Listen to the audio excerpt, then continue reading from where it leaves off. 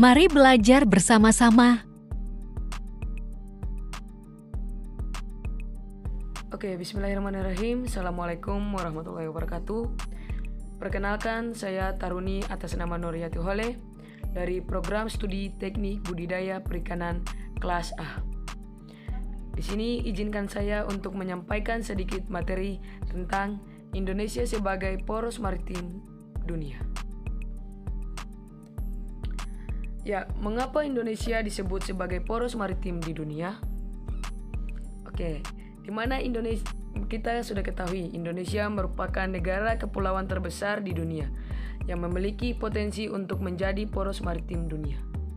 Poros maritim dunia bertujuan menjadikan Indonesia sebagai negara maritim yang besar, kuat, dan makmur melalui pengembalian identitas Indonesia sebagai bangsa maritim, pengamanan kepentingan dan keamanan maritim, memberdayakan potensi maritim untuk mewujudkan pemerataan ekonomi Indonesia.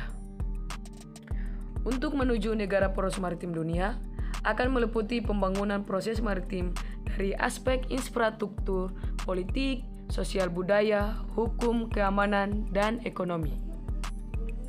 Penegakan kedaulatan wilayah laut NKRI, revitalisasi sektor-sektor ekonomi kelautan, penguatan dan pengembangan konektivitas maritim, rehabilitas kerusakan lingkungan dan konservasi biodiversity, serta peningkatan kualitas dan kuantitas sumber daya manusia kelautan merupakan program-program utama dalam upaya mewujudkan Indonesia sebagai poros maritim dunia. Selanjutnya kita masuk ke dalam kerangka konsepsional, yaitu terbagi atas dua, yaitu pertama, inisiasi kebijakan kelautan Indonesia, yang kedua, hambatan implementasi kebijakan kelautan di Indonesia. Masuk dalam poin pertama, yaitu inisiasi kebijakan kelautan Indonesia. Inisiasi kebijakan kelautan Indonesia. Selama lebih dari 5 dekade sejak Indonesia merdeka, kebijakan kelautan tidak mendapat tempat dalam agenda pembangunan di Indonesia yang cenderung berbasis daratan.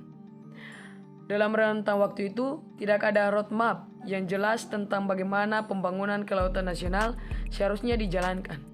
Segala aktivitas di laut tidak saja terfragmentasi dalam bermacam kepentingan, kelembagaan, kewenangan, dan pengaturan, tetapi juga diwarnai diharmoni dan overlap di mana-mana, sehingga pengelolaan sumber daya kelautan tidak berjalan dengan baik dan optimal.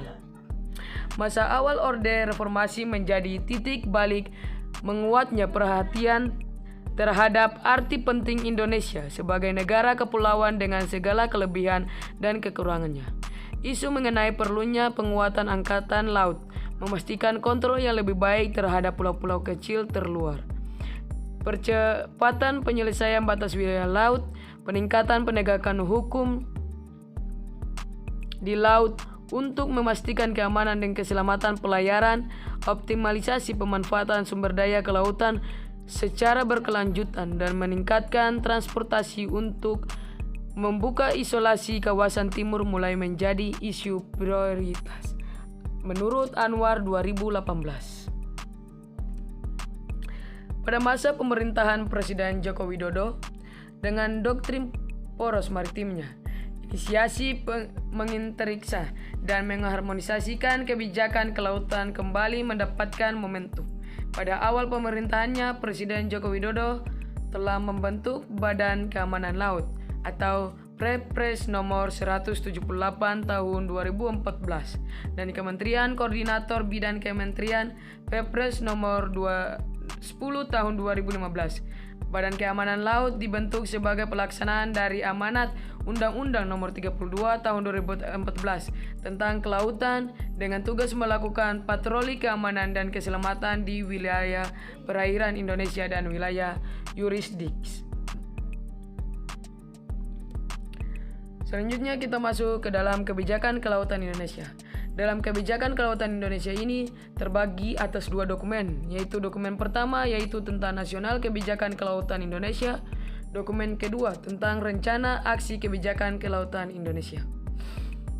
Kedua dokumen tersebut merupakan pedoman bagi kementerian atau lembaga dan pemerintah daerah untuk melakukan perencanaan, pelaksanaan, serta pemantauan dan evaluasi pembangunan sektor kelautan, sekaligus sebagai acuan bagi masyarakat dan pelaku usaha dalam ikut serta melaksanakan pembangunan sektor kelautan untuk mewujudkan poros maritim dunia. Dalam Dokumen Nasional Kebijakan Kelautan Indonesia memuat visi mewujudkan Indonesia menjadi poros maritim dunia yang maju, berdaulat, mandiri, kuat, serta mampu memberikan kontribusi positif bagi keamanan dan perdamaian kawasan dan dunia sebagai dengan kepentingan nasional. Sementara kebijakan kelautan Indonesia ini sendiri terdiri atas 7 pilar, yaitu pertama, pengelolaan sumber daya kelautan dan pengembangan sumber daya manusia. Yang kedua, tentang pertahanan, keamanan, penegakan hukum, dan keselamatan di laut. Yang ketiga, tentang tata kelola dan kelembaban laut. Yang keempat, ekonomi dan infrastruktur kelautan dan peningkatan kesejahteraan. Dan kelima, pengelolaan ruang laut dan perlindungan lingkungan laut. Yang keenam, budaya bahari. Dan yang terakhir yaitu ketujuh, diplomasi maritim. Ketujuh pilar kebijakan kelautan dijabarkan secara lebih detail dalam Rencana Aksi Kebijakan Kelautan Indonesia. Rencana aksi dimaksud disusun untuk mensinergikan program dan kegiatan kementerian atau lembaga dalam melaksanakan pembangunan kelautan yang dirinci dalam strategi, kegiatan, sasaran, target atau output, jangka waktu, penanggung jawab, instansi terkait, dan sumber pendanaan. Oke, kita masuk ke dalam pembahasan kedua, yaitu hambatan implementasi kebijakan kelautan di Indonesia. Mulai menguatnya kesadaran akan arti penting laut sebagai masa depan bangsa yang diikuti dengan sejumlah inisiasi pembentukan kelembagaan dan regulasi bidang kelautan sebagai landasan implementasi kebijakan kelautan di Indonesia merupakan sebuah langkah maju yang telah dicapai Indonesia sejauh ini. Namun, tantangan tersebut justru terletak pada sejauh mana kebijakan tersebut dapat diimplementasikan secara efektif. Dari perjalanan 3 tahun sejak diberlakukannya Perpres Nomor 16 Tahun 2017 tentang Kebijakan Kelautan Indonesia, tampak bahwa implementasi Perpres tersebut masih belum berjalan secara efektif. Tidak dapat dipungkiri bahwa instrumen kebijakan merupakan salah satu persoalan mendasar dalam implementasi kebijakan kelautan di Indonesia. Dalam kerangka penataan instrumen kebijakan ini, penting untuk dipahami bagaimana posisi kebijakan kelautan dalam kerangka kebijakan pada umumnya dan bagaimana kebijakan kelautan pengambilan bentuk di dalam instrumentasinya. Seperti telah dijelaskan sebelumnya, dalam kerangka kebijakan pada umumnya yaitu public atau public policy, di mana pemerintahan bertindak secara otoritasi pengembalian kebijakan. Tantangan pelaksanaan kebijakan kelautan Indonesia ke depan tentunya tidak mudah, utamanya untuk memastikan bahwa peralihan periode pemerintahan tidak menggeser arah kebijakan yang sudah direncanakan sebelumnya, yaitu menjadi Indonesia sebagai negara maritim yang berkedaulatan, maju, mandiri, kuat, serta mampu memberikan kontribusi positif bagi keamanan dan perdamaian kawasan dan dunia.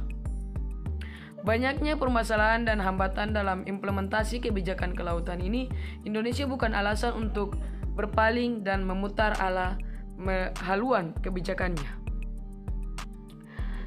yang dimana membangun komitmen politik yang benar-benar solid pada seluruh level pelaksanaan kebijakan dan seluruh pemangkuan kepentingan merupakan faktor kunci.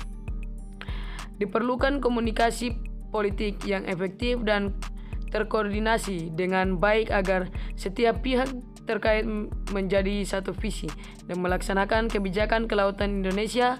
Komunikasi politik pusat dan daerah juga perlu lebih intensif dilakukan untuk mendorong isu kelautan agar menjadi negara prioritas.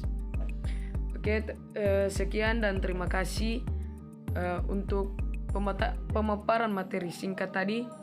Kurang dan lebihnya saya mohon maaf. Wassalamualaikum warahmatullahi wabarakatuh.